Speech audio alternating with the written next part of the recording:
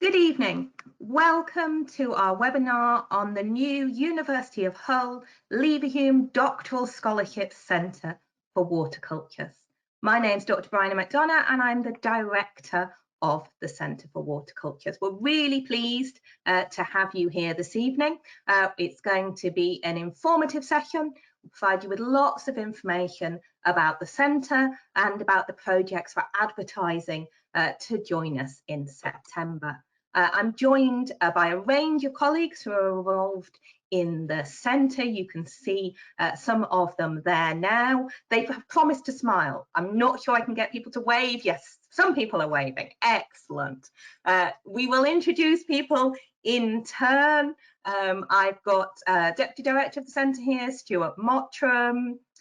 We're joined by various principal investigators, supervisors running research projects. They're smiling now. We're joined by Amber, who's a PhD student in year one of her PhD in the EEI, the Energy and Environment Institute, and is here to help us answer any really student-focused questions in the Q&A at the end. And we're joined also by Professor Dan Parsons, who's Director of the Energy and Environment Institute here at Hull. So our plan for this evening is I'm going to hand over to Dan shortly, who's going to tell you a little bit about the Energy and Environment Institute. We're then going to show you a short film, 3 minutes, that we've made about the Centre for Water Cultures. I'll be back then to tell you a little bit more about the centre and its ambitions in terms of research.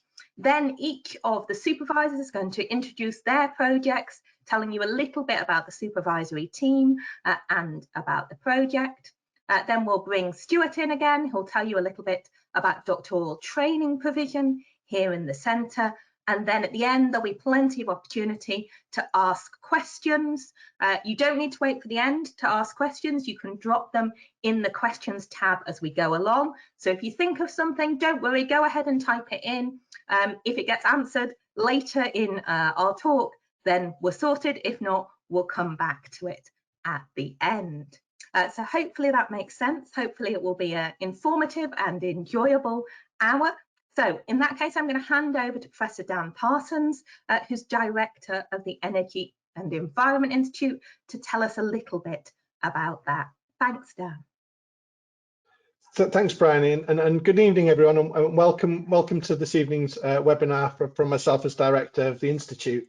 The Institute was founded at the university a few years ago now to really establish things like the Water Cultures Centre, to fuse together research, interdisciplinary research across all of the departments and the faculties within the university. And it's really about trying to bring together all of that expertise in research in different areas to hone in on specific thematic programme research areas, such as water cultures. And what you'll hear about tonight is all about the centre, its ambition from the team, and you'll see that there's all sorts of areas of research really coming together to address a range of really topical questions that go at the heart of understanding our future relationship with water in the context of a changing climate, how we can learn from historical events,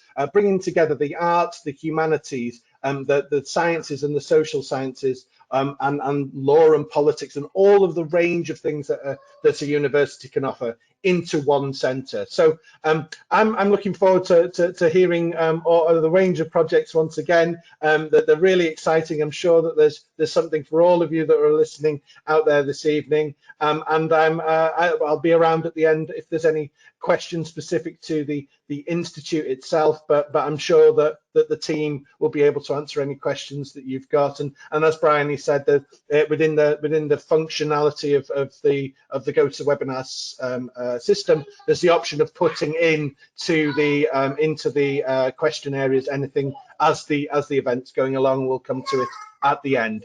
So with that, I'll pass back to the team. But first of all, there's a video that will provide an introduction to the centre, its aims and broader ambitions. So I'll leave you there with that, and when that's finished, but Bryony will then carry forward the rest of the webinar.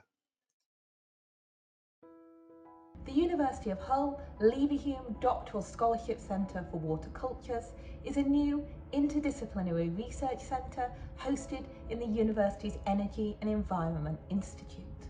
We'll be hosting doctoral scholars from all over the world working on projects that explore humanity's relationship with water, past, present and future.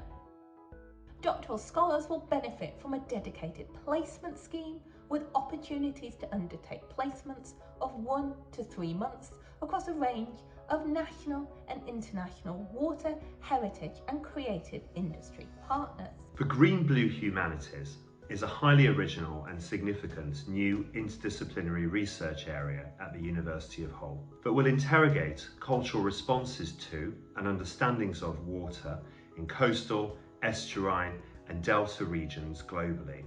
We will deliver cutting-edge, humanities-led comparative and trans-historical approaches to living with water. So why is this research needed? Well, today, human-induced climate change is increasing both the likelihood and the severity of floods and droughts. Coastal, estuarine and delta populations in the world's green-blue regions are particularly vulnerable in an uncertain future climate. These are populous yet precarious zones, home to some of the world's largest cities and busiest seaports, yet increasingly prone to extraordinary flooding and unpredictable change. People and societies must learn to live with water. We need to learn from the past, from multiple disciplines, and from Western, non-Western, and Indigenous water cultures. Engaging diverse communities and building resilience to water stresses and shocks are urgent societal challenges, with the most vulnerable often the least well informed about exposure and mitigation. The Centre for Water Cultures is an interdisciplinary research centre. Doctoral scholars will benefit from access to the EEI's facilities and research environment and from world-class expertise in water-related research in the arts, humanities, social, physical and health sciences. The Centre for Water Cultures offers an unrivaled doctoral training scheme designed to promote open-minded and outward-facing researchers. By working with our doctoral scholars to pioneer a new interdisciplinary area, the Centre for Water Cultures offers scholars a unique opportunity to shape research agendas and develop research solutions that will sustain our cities, communities and cultures of the green-blue regions of the world for generations to come.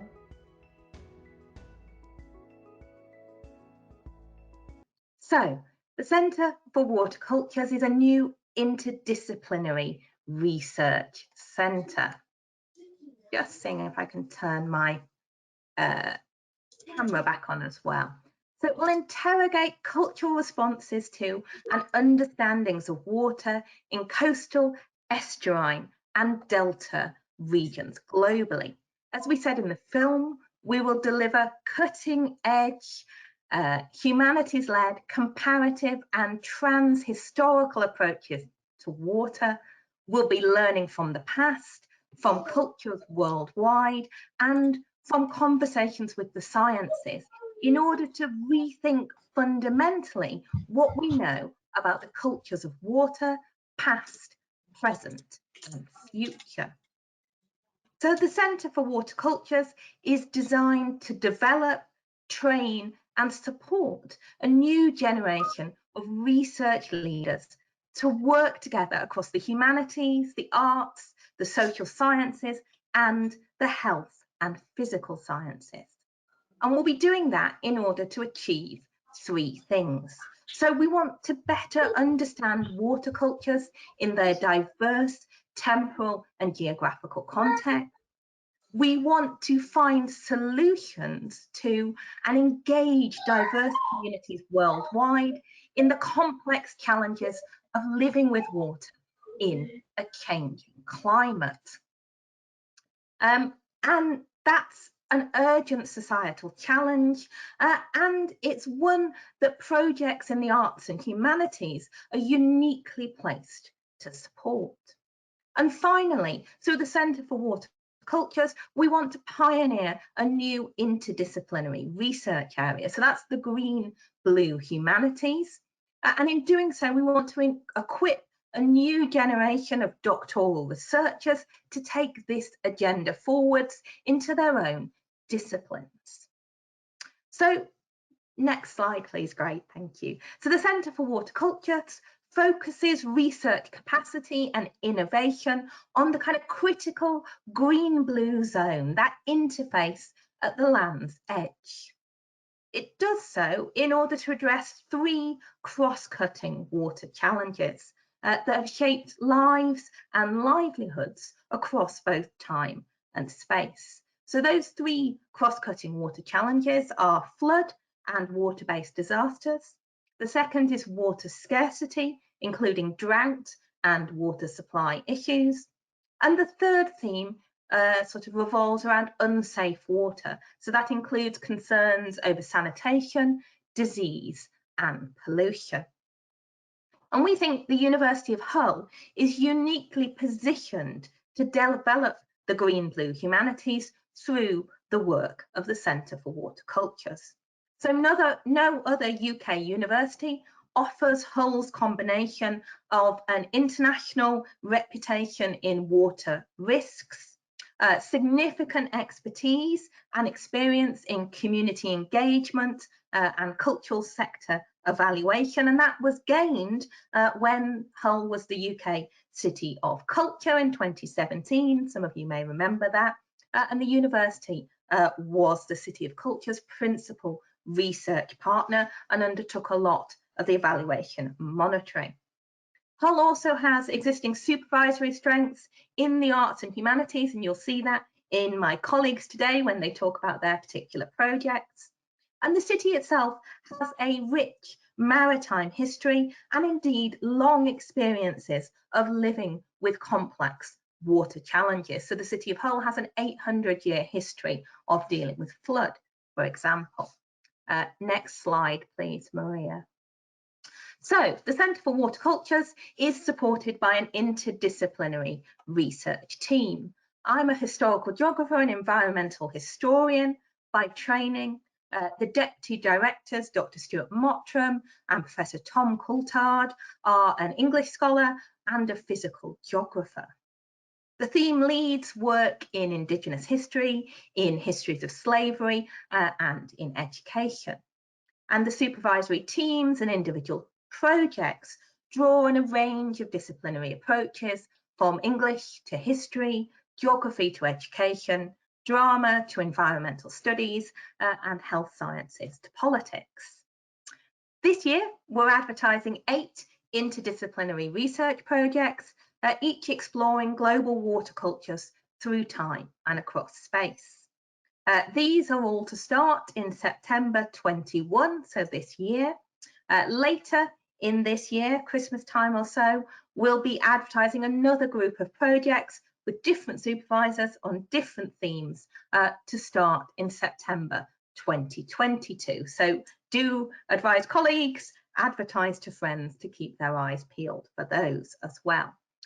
So having given you a little bit of context about the aims and ambitions of the centre, I'm now going to hand over to the lead supervisors of the projects we're advertising this year to introduce themselves and their projects. So first up, Stuart.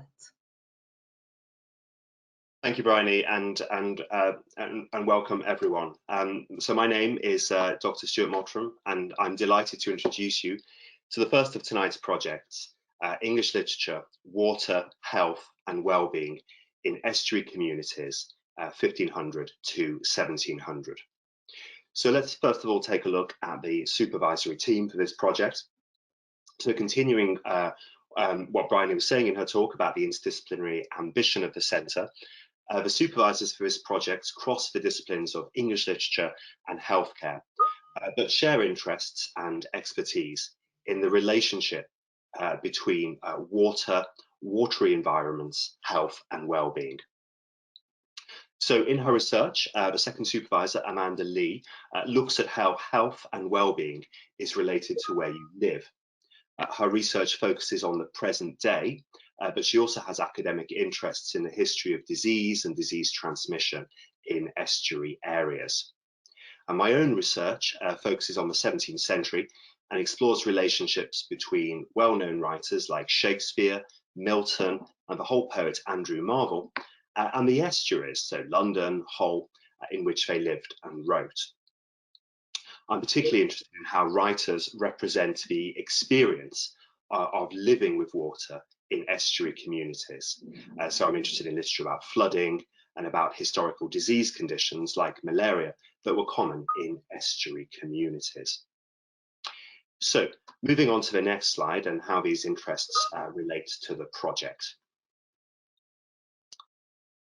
So the project combines mine and Amanda Lee's interests in the geographies of disease, focusing on water in the 17th century as a spur to health and also a source of disease.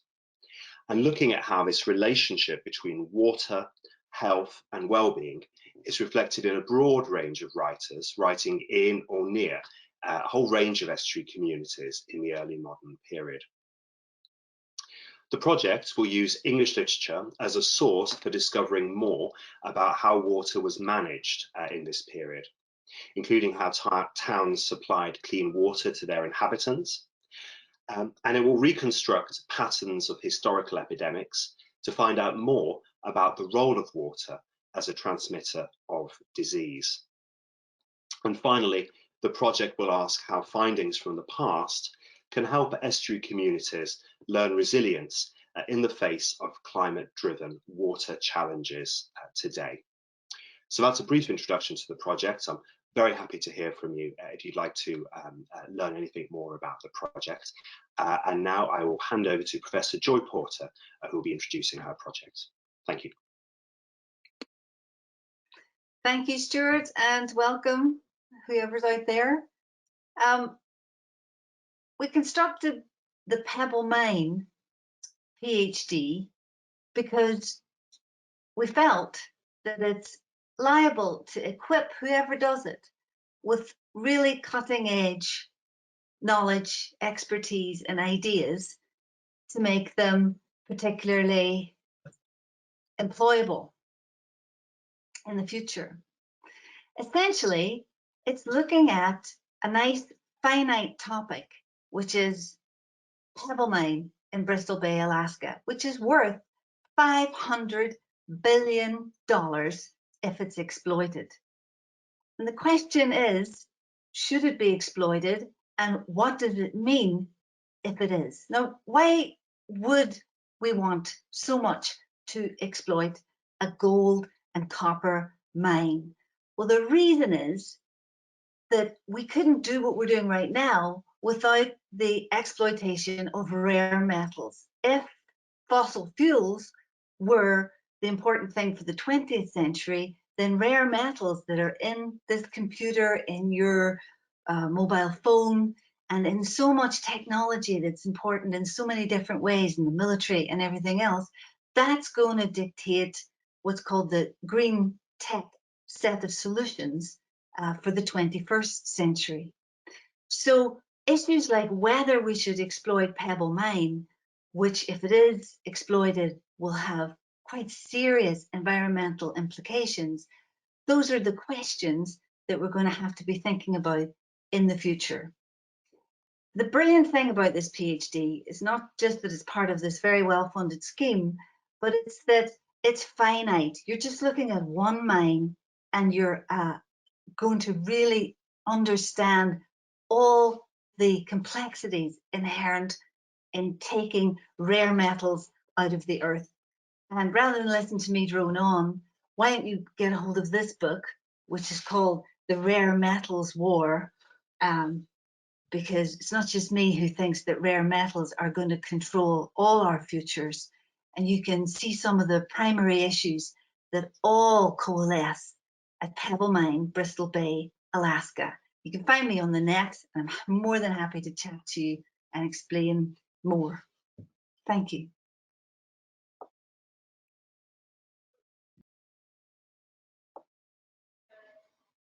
Thank you, Joy. How do I top that? I'm going to be talking about a scholarship that links education and politics, in particular governance, if we can just go to the next slide. And the supervisors for this scholarship are myself. I'm a professor of educational technology in the School of Education, and Professor Rudy Wurzel, who is a professor of politics, holds a Jean Monnet Chair of European Union Studies. And our focus is on young people, because I think an important element of the whole issue about water management, the issue of the green, blue space, hinges very heavily on the future generations. And we're interested in how we engage young people, particularly in terms of governance, to take responsibility and also to develop a voice when these issues are being discussed. If we can go to the next slide, please. Our approach is quite simple. We've been exploring already how we engage young people through the use of citizen science. That's a concept you may be familiar with. It engages people in collecting data, usually for scientists. And we're working on a variant of that model, which is called citizen inquiry. And it's a kind of bottom-up approach to citizen science, sorry. And we encourage people to investigate problems that are important in their own particular regime. So in this case, we've been looking at, quite recently, we've been looking at how we engage young people in addressing issues around plastic and plastic waste. And this PhD will take that to the next stage. And we want to look at how we engage young people in issues around water. In particular, young people in the city of Hull in the UK, and also in a partner city in Bremerhaven in Germany. And we hope that this PhD scholarship will include a placement in Germany to work with young people, particularly focusing on governance. So we're interested in how we develop student voice, how we encourage young people to develop and take responsibility for these critical issues that face them in the future. And that's the focus of this scholarship. So I'll hand over now to my colleague, Professor Trevor Bernard from the WISE Institute. Thank you very much, Kevin, and welcome everyone to this really exciting event tonight.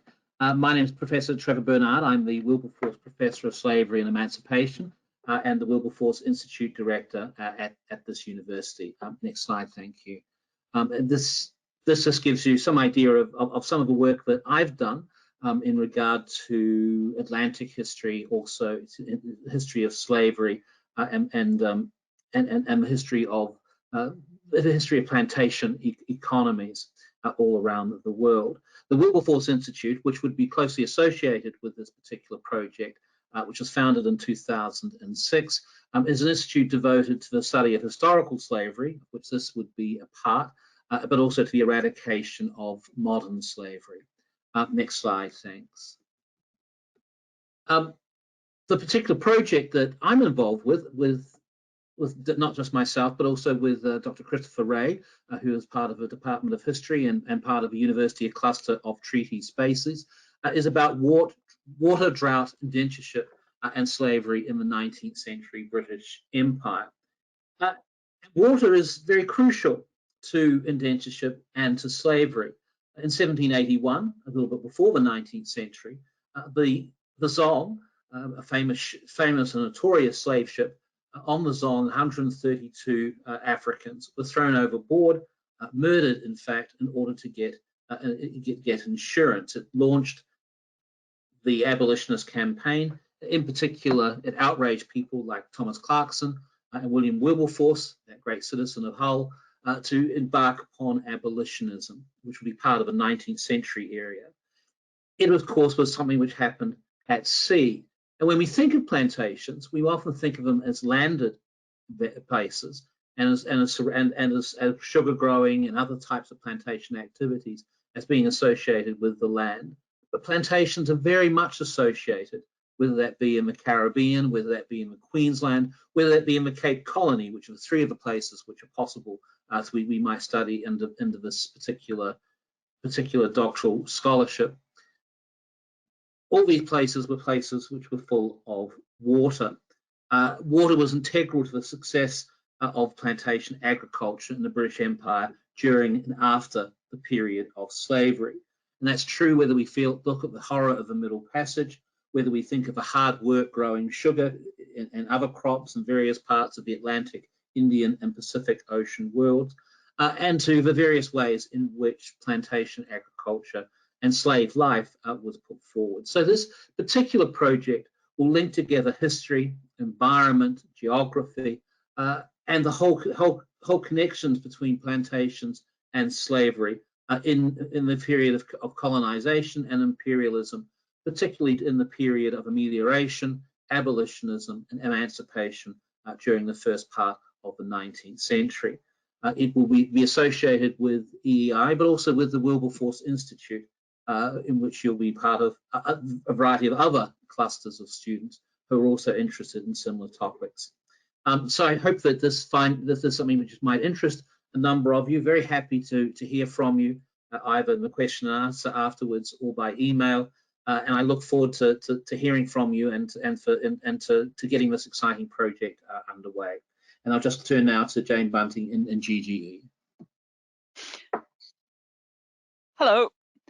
I'm a reader in the Department of Geography, Geology and Environment, and I'm actually a physical geographer by background, but my work is concerned with cultural landscapes, the landscapes that develop through the interactions of human and nature. Next slide, please.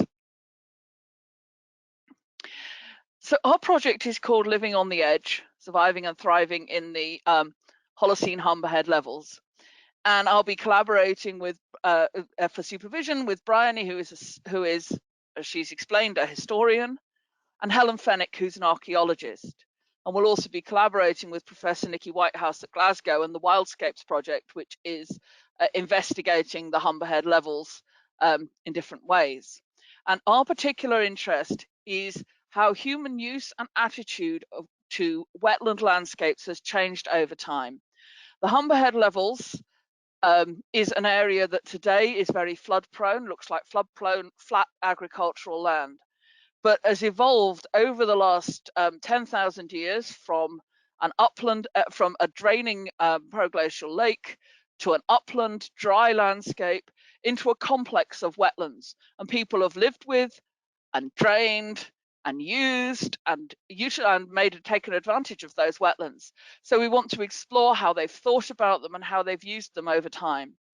In terms of training, this project is going to be particularly interdisciplinary, with the opportunity to learn methods from environmental archaeology and paleoecology, archaeology, working with historical documents, to build up a picture of how wetland and dryland resources were used and thought about by the people who lived within the wetlands and by the people who came and travelled through them.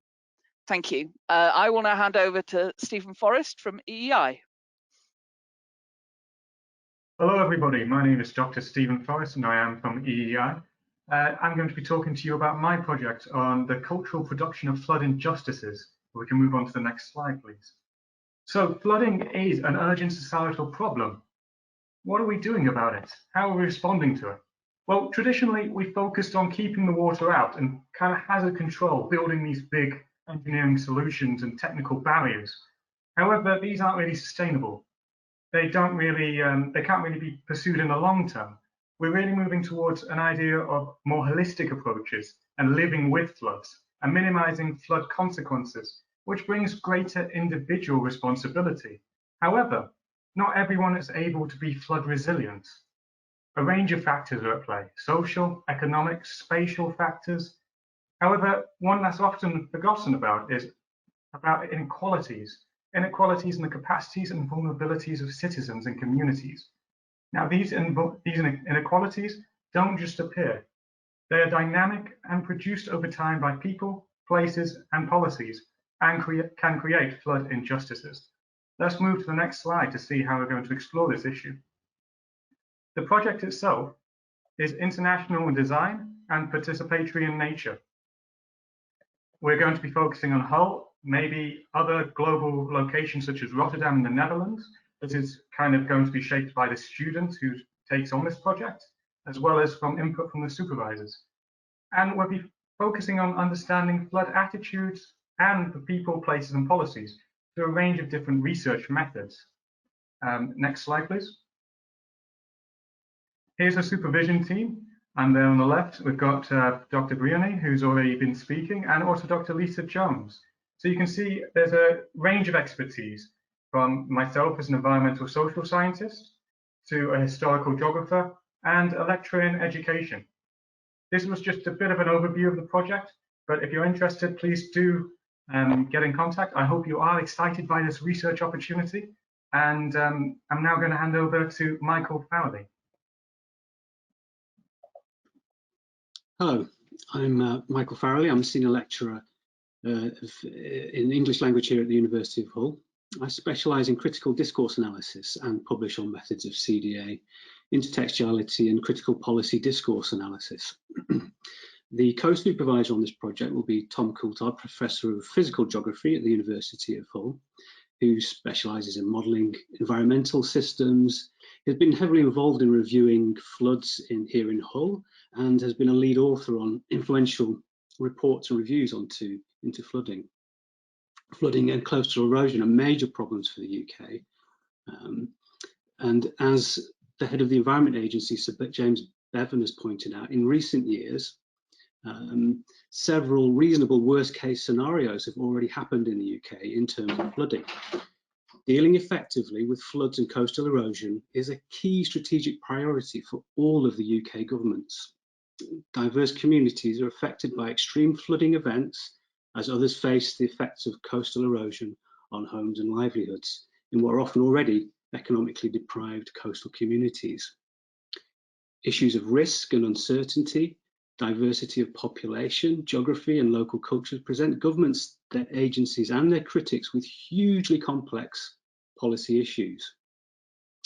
Cultural political economy suggests that simplification of complex issues is inevitable and necessary for effective governance, but that complexity will always bite back. Using methods of critical discourse analysis to engage with and critique UK strategy, public policy, and governance of flooding and coastal erosion in the UK, the project will address the broad question: to what extent is UK policy discourse of flood and coastal erosion fit for purpose? In doing so, the project will aim to critically map out and analyse UK flood and coastal erosion policy discourse and frame contemporary policy in its historical context. This is a really exciting opportunity for an ambitious, talented and enthusiastic researcher to conduct interdisciplinary research using CDA. And if you can bring your research skills, your ability to analyse and interpret text and discourses, your knowledge and understanding of governance to bear on the issue of UK flooding and coastal erosion, we would love to see your application for the scholarship. Thank you. And I'll pass you over to my colleague, Christian Billing. Thank you, Michael. Hello, everybody. My name's Christian Billing. I'm a reader in drama and theatre practice, and I'm currently the Director of Research within the School of the Arts. Can I have the next slide, please? I'm talking to you about a PhD project that relates to the ways in which Shakespeare, as a playwright, has imagined and represented various water cultures within the Mediterranean. And I'm quite excited to be doing that because I think it opens up, just in the geographical territory that it covers, an incredible nexus of cultures that respond to water historically in different ways that can be very illuminating and come from a different variety of subject positions and faith groups, all coalescing within a number of plays. The supervisors working on this project are myself, and I'm trained as a classicist first and then as a Renaissance theatre scholar. I have a strong focus in all of my work on transnational and comparative analysis, not just looking within the English tradition, but looking at other Renaissance theatre traditions. primarily in Europe, but also in the Near East. And I'm also very interested in gender and increasingly in the emergent discipline of critical race studies, which is very importantly attempting to redefine the way in which we look at canonical Western texts, looking at alternative positions and representations of issues such as race within them. Alongside myself, there will be Anne Kaigi, who is a lecturer in the Department of English. Anne is another Shakespearean who has significant expertise in looking at the ways in which Shakespeare's texts represent marginalized or repressed voices, which sometimes put themselves in opposition with dominant discourses. So some very kind of useful skills there for the project that we're going to be looking about. And the last supervisor is Ruth Slatter, who is a lecturer in human geography in the university. She has research interests in contemporary and historical geographies of religion, faith and spirituality, and she's worked on participatory approaches to religion, faith and spirituality, as well as historical experiences of sacred spaces and the materiality and design of those spaces. So it's a very interesting interdisciplinary team. What we're interested in looking at is the ways in which a number of Shakespeare plays, and principally The Merchant of Venice, Othello, Antony and Cleopatra, and The Comedy of Errors, represent different approaches to living with water in mainly marshy, delta-like fluvial sites in the Mediterranean. So the PhD will present both classical analysis, because some of the plays deal with the classical period, the end of the Roman Republic and the start of the Roman Empire in Antony and Cleopatra, but also within the Renaissance itself, such as the conflict between the Venetian state and the Ottoman Empire that is presented in a play like Othello. So the sites are very interesting, and they go all the way around the Mediterranean. And to give you a kind of taste of what some of those are, the Venetian Lagoon, a place that the Christian Venetians came to first as a site of refuge, but which then became refuge to another set of persecuted and marginalized people who've fled to Venice for protection in the Jewish community, but who have access to that environment in very, very different ways, depending on whether they can use the maritime environment in order to profit through commerce, or whether they can't and are kind of locked within an enclosed island in the ghetto within that archipelago.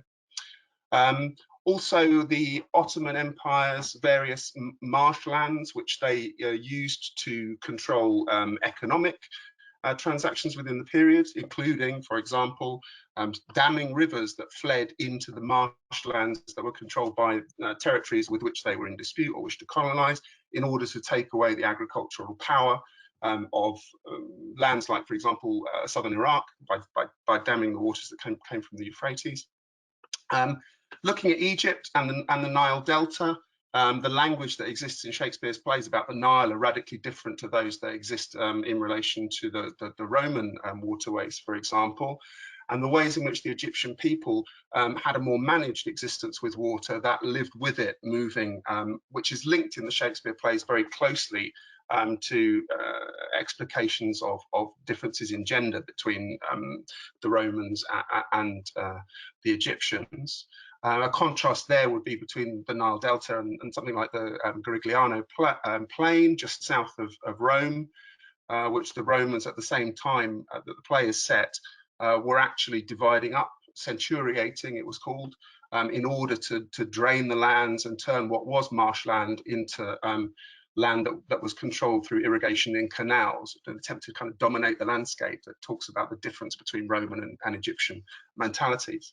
So we're going to ask you to look at contextualizing the Shakespeare plays by looking at water in social and religious cultures as they're represented in the plays, and the ways in which the plays represent different theological and ideological responses to living with water in the cultures that they represent. And all of this, of course, has, sorry, I'm going to say it, but has a trickle-down effect on the way in which water as a metaphor appears within the Shakespearean imaginary, and how water is connected to ideas such as personal identity, power, sex and gender, and so on. So it's a really exciting project, and I'm really looking forward to working with a talented scholar on addressing those issues. And I'll hand over now for the question and answer session. Thanks, Christian. Before we move to the question and answer session, I'd like to just speak for a few moments on the research environment and what we offer that is unique in the Centre for Water Cultures. First of all, what is truly unique about this centre is, as we've been hearing from all the project PIs, is the unique interdisciplinary blend that the supervisory teams bring to each project. And that is reflected not only in the makeup of the individual projects, but in the structure of the centre and the range of support that's on offer to doctoral scholars. First of all, every project is, as we've seen, supervised by a team of supervisors who cross disciplines. So with 2 or at times 3 supervisors, all coming from different disciplines, often in completely different areas of the university, therefore bringing a very unique mix to the project. You will be meeting your teams of supervisors every month, and then you will be progressing through the various progress meetings that we have at the University of Hull to monitor progress across the 4 years of your degree. Now, alongside that, we also offer a doctoral training scheme that is bespoke for this particular centre. And at the core of that doctoral training scheme is an industry placement of between 1 to 3 months. Now, those placements are with a range of national and international water industry partners. And when I say water industry, I don't simply mean specifically public sector organisations. We're also interested in partnering with creative and heritage industries as well. Now, the aim of those industry placements is not only to develop the career ambitions and the horizons of our scholars, but also to develop new avenues of academic inquiry for your research. So bringing your research into a conversation with your industry placement and the partners you'll meet there will obviously expand and develop the ambition of the individual project, as well as giving you an insight into the realm of industry beyond academia. Alongside the doctoral training scheme, alongside the industry placement, there will be 2 further modules that you will choose from a full interdisciplinary range of modules that we have on offer from across the university and across subjects and disciplines. In addition to that doctoral training scheme and the support you get from your supervisory team, we will offer a lively programme of talks and workshops delivered not only by academics from outside, from within and outside of the University of Hull, but also from a range of our industry partners. Those talks will be delivered throughout the year, every year, and will provide the scaffolding for the research community that we will be creating at the Centre for Water Cultures. Thirdly, we will be offering a dedicated mentoring scheme. And this is in addition to the supervisory team that you'll be working with on the academic side of your project.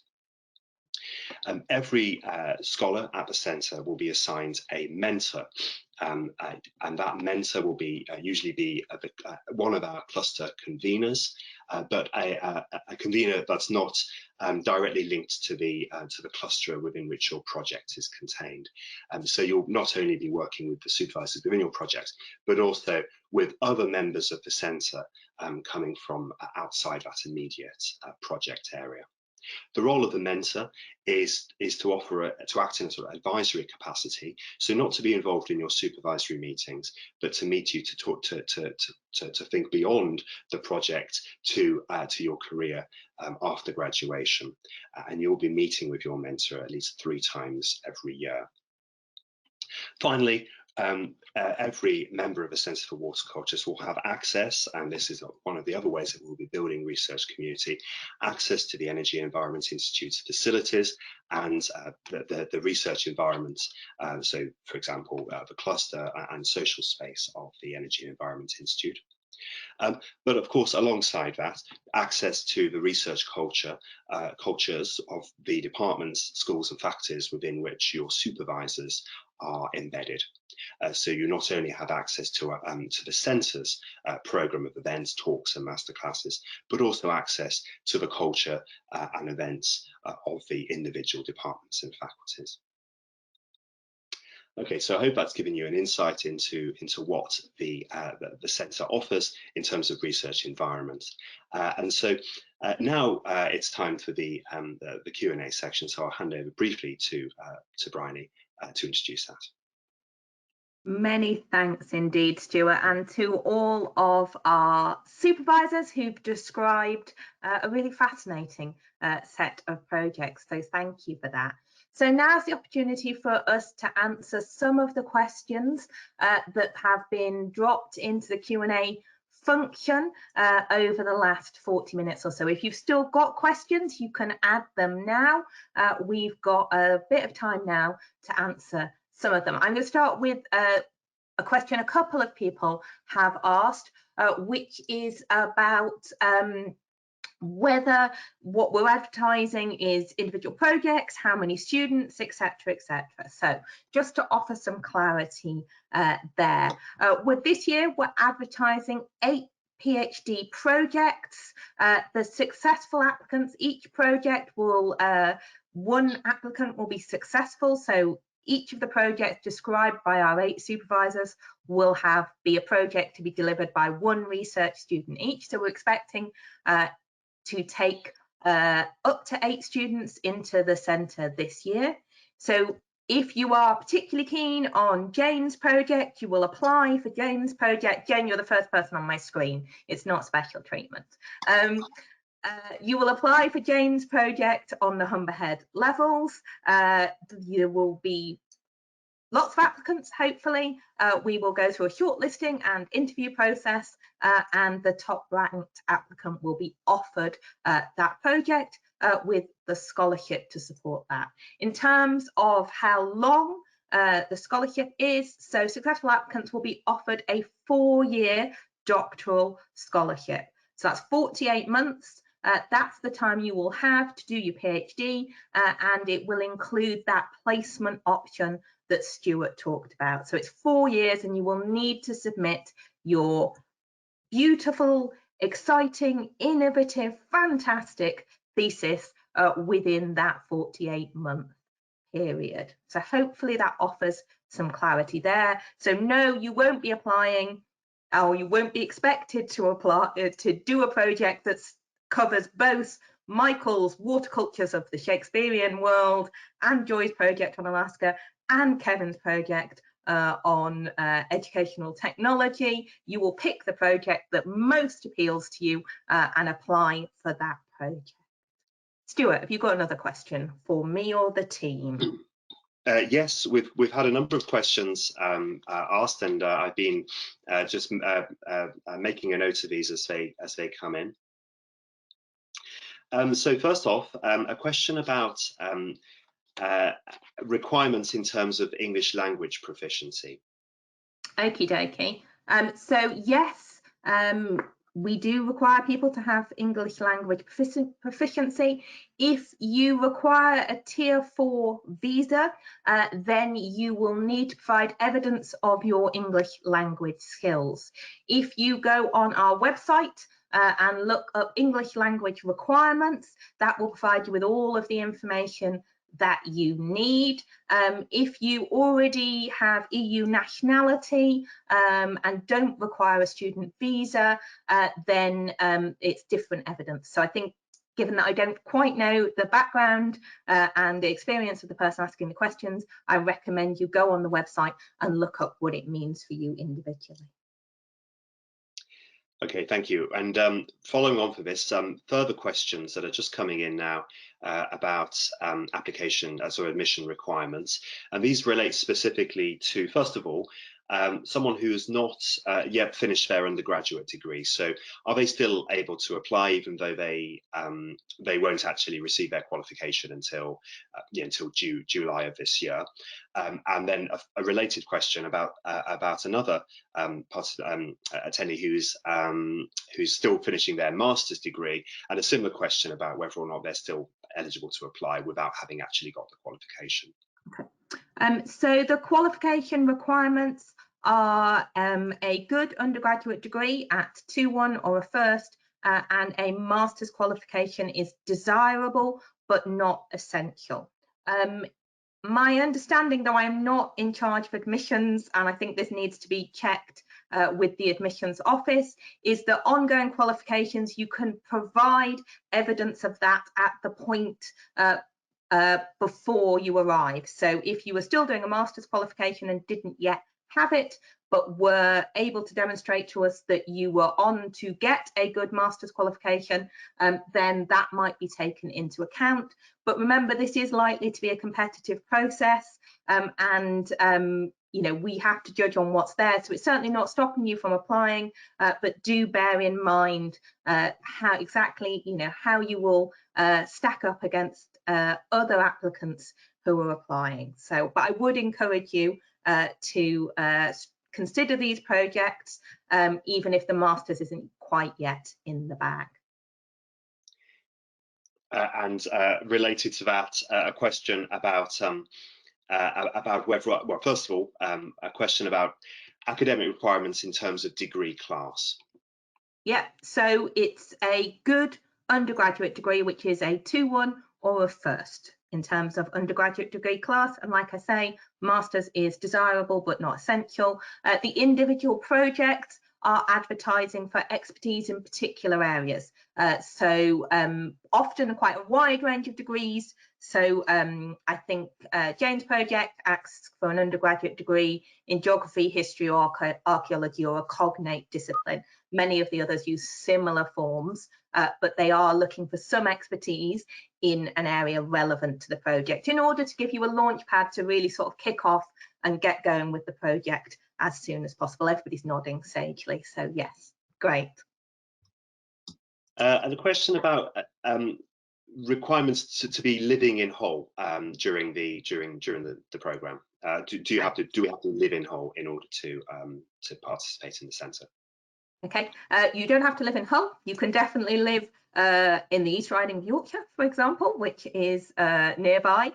We don't offer these degrees by distance learning. So these are not degrees that you can continue to live in Australia and study for. That said, in current circumstances, so in the world currently gripped as it is in COVID, we have been very supportive of students who have needed to study at distance for a trimester or 2 trimesters before they can get there. So that's been particularly the case for international students who were due to start either last September or January just gone, and who are not able to enter the country easily because of current arrangements around international mobility. So the current circumstances, yes, there is a possibility if we are still in this situation of studying distance learning for a term or 2, but no, they are not distance learning PhDs, and we would expect you to be able to travel to the university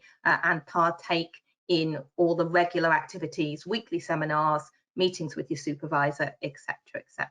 It's all part of building a community. You know, we're all here, we want to have a thriving centre that really takes advantage of the kind of interaction between people that you get in a face-to-face setting. So hopefully that answers that question. I can see the questions are tinging in at the top of my screen, Stuart, faster than we can possibly. Yeah, I'm trying to.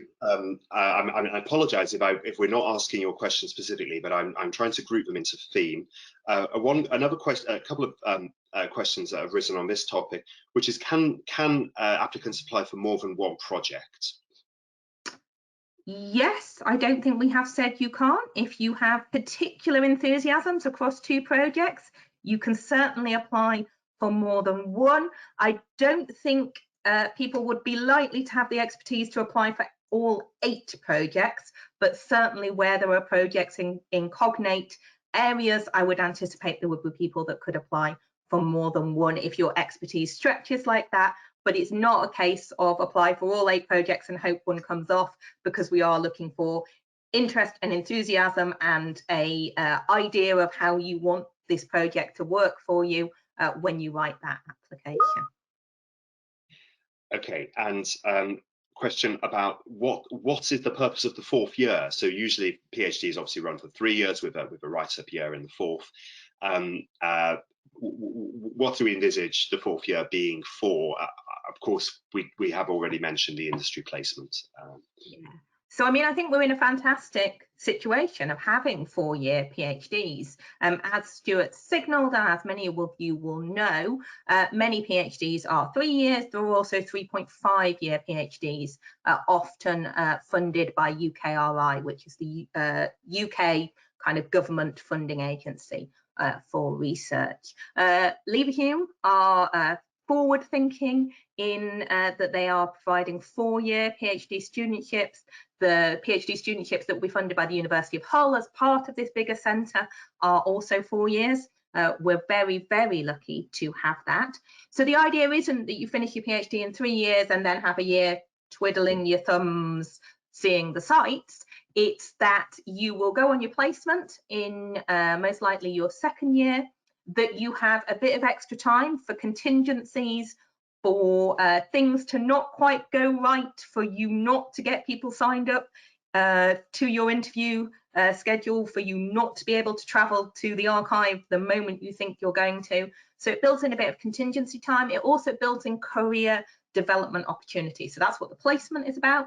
It's what the training modules are about. And it also gives you some opportunities and some time to think about career development, to think about publishing, which we will be supporting, to work on connections, to network, to read more. Hand on heart, the only time in my entire academic career I have had to sit down and read at any length and at any piece was during my PhD. If I had had 4 years, it would have been amazing, if only one had. So I think it's a brilliant opportunity. You don't have to fill it absolutely jam-packed, but it is an opportunity to diversify and do a bit more than is possible within a 3-year PhD. But remember, you only have to hit the same quality mark. A 4-year PhD isn't any more words, it isn't any more research, it isn't a higher quality. It's the same PhD, but with a bit more time to do it and to do the career development stuff that goes with it. So they're good PhDs. Hopefully we've got time for a couple more questions. Yeah.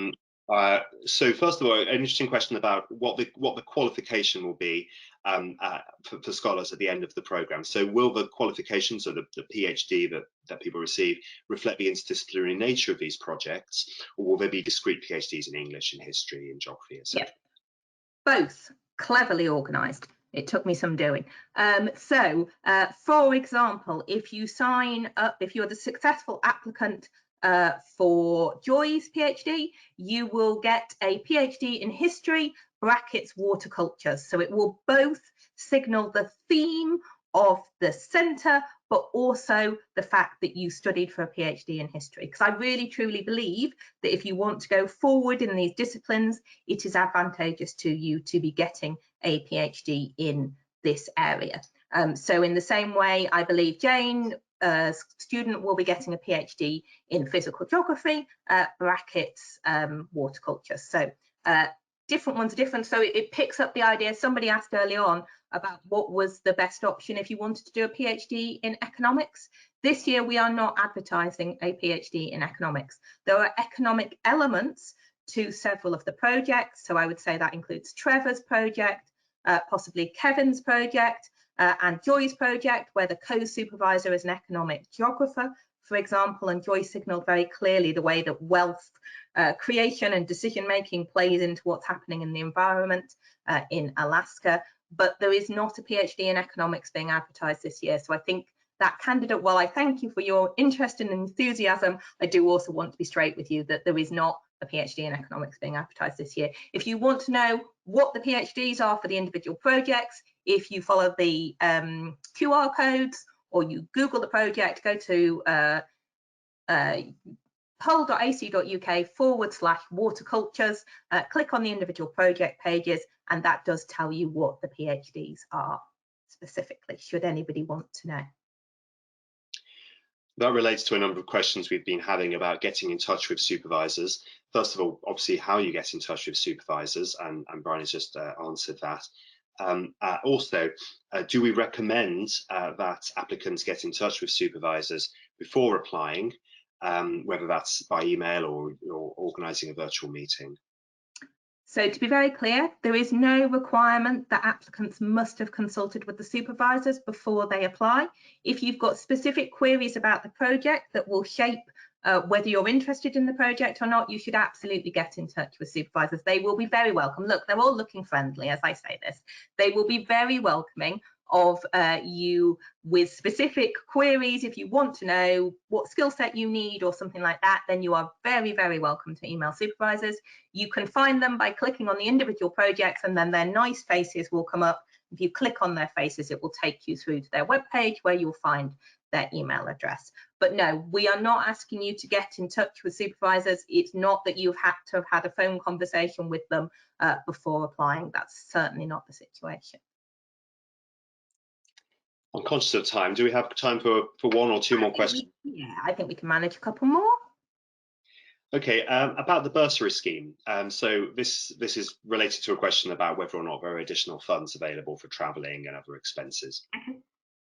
Yeah, so there are. We would anticipate there is something like £1,000 a year available to each PhD student to support travel and career development. So once we are over international travel restrictions, we, in an ordinary world rather than a COVID world, are supportive of students travelling. We would like to see students go to an international conference if they can over the course of their PhD, certainly going to specialist workshops, events, one day, things like that. So there will be funds available to support that. If you need to do some travel as part of your PhD, you could use those funds to support you to do so. So for example, to get a flight to Rotterdam for Stephen's project, or I can't remember, Bremerhaven for Kevin, one or the other, sorry. Then there will be funds available to support that. And it might also provide you with the funds you need to go to an archive,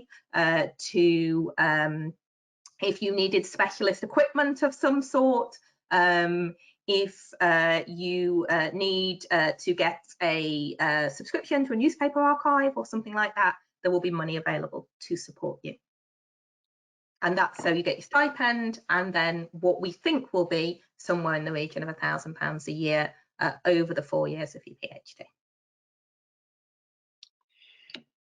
Okay, great. I think there's a couple more that's just come in, if we're able to answer these.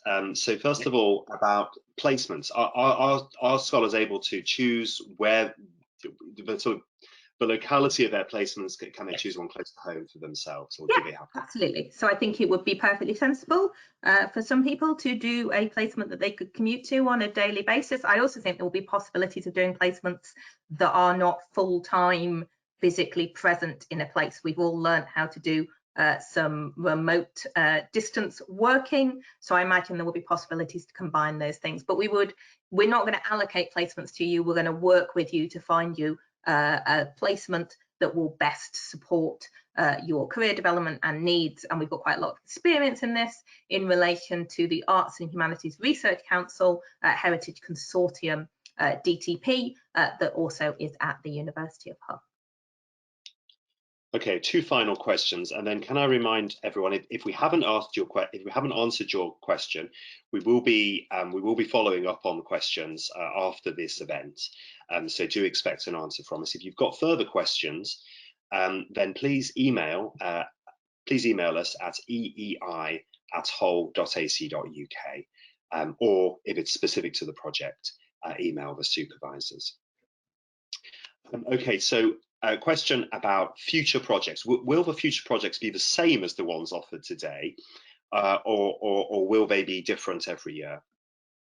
We would anticipate they will be different every year. If we somehow don't recruit to one of these projects because it doesn't get applicants, it doesn't get high quality applicants, then we might be in a position to advertise the project again next year.